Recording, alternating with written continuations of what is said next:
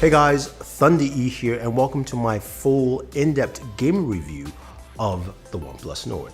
Now, I know a lot of you checked out my first gaming impressions, and you asked me for, of course, game settings, temperatures, all that stuff, and you're going to get it in this video.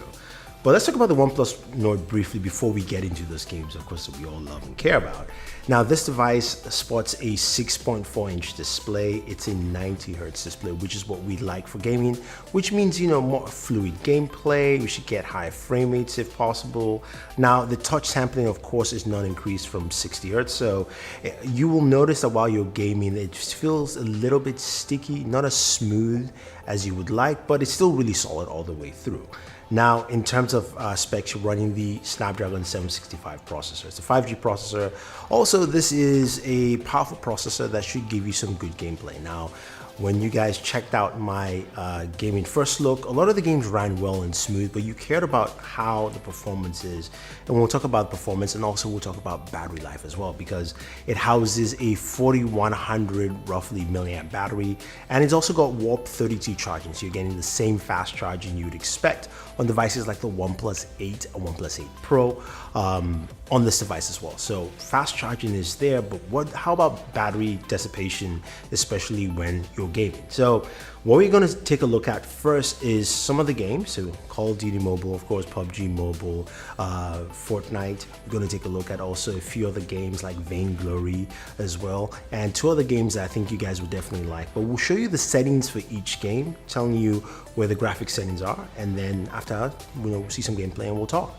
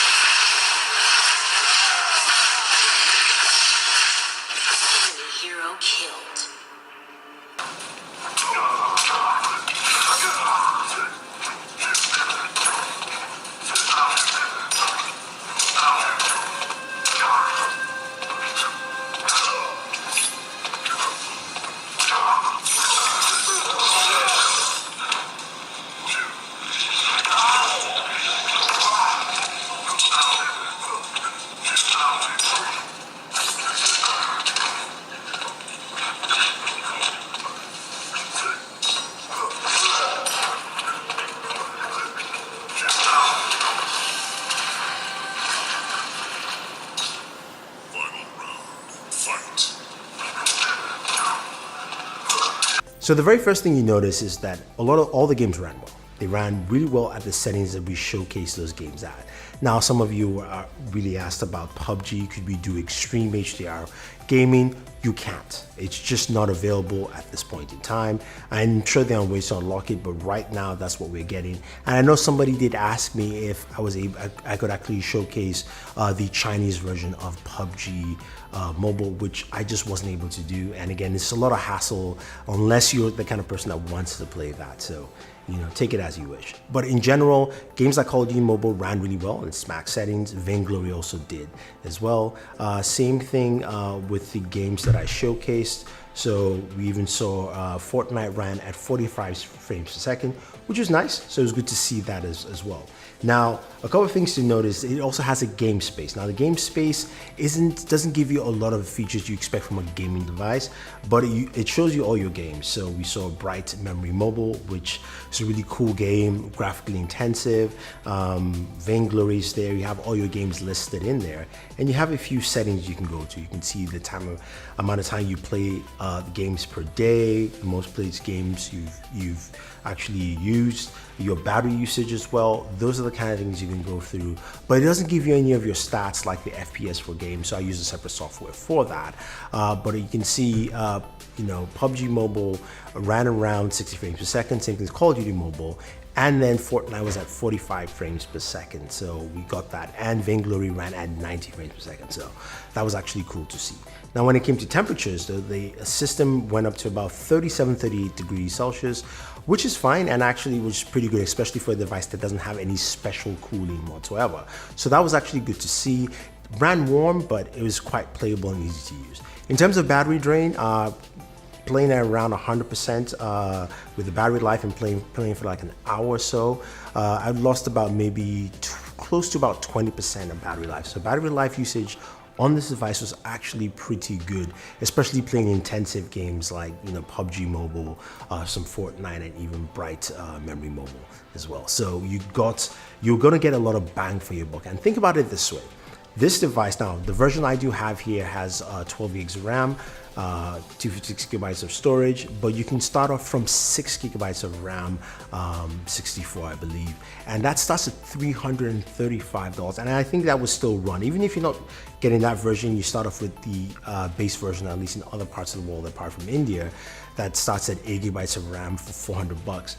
You're gonna get this kind of gaming experience. So I don't think you'll find a lot of Android devices out there that are priced starting at $335 to give you the kind of gaming experience you're going to get on this device. Now, you're not gonna run everything on max settings. There's some games, like you said, PUBG Mobile just wouldn't run at max, but that is to be expected. I liked what I got with it. And also I like the extra features you're gonna get with this device. It's got a really solid camera.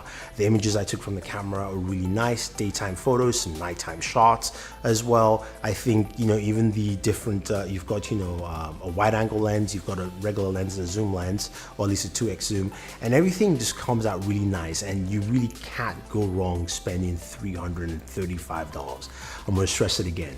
$335 for this device to give you that kind of gaming performance, great image quality, a solid build overall, fast charging included. I mean, what's not to like? I think overall, if you're a gamer, if you're looking to cut costs and not spend a lot of money, the OnePlus Nord is probably the device you should pick up. It's going to be one of my top devices of this year, not just because its price point is really attractive, but it's the combination of the price point and the fact that the performance is packed in, and you're going to see a lot of good things from it. Now, if you want to see some camera comparisons, I was thinking of doing one, but definitely go ahead and check out my buddy Super Saf. He's doing a camera comparison with another device that's priced at $400, the iPhone SE, to see how well they actually compete with each other. So check that out. But any more things you want to know about gaming on this device, let me know. Check out the Gaming First Look. Also check out this video. Leave your comments down below if you have any comments. And don't forget to like, share, and subscribe. This is Thunder E saying thank you, and always enjoy entertainment.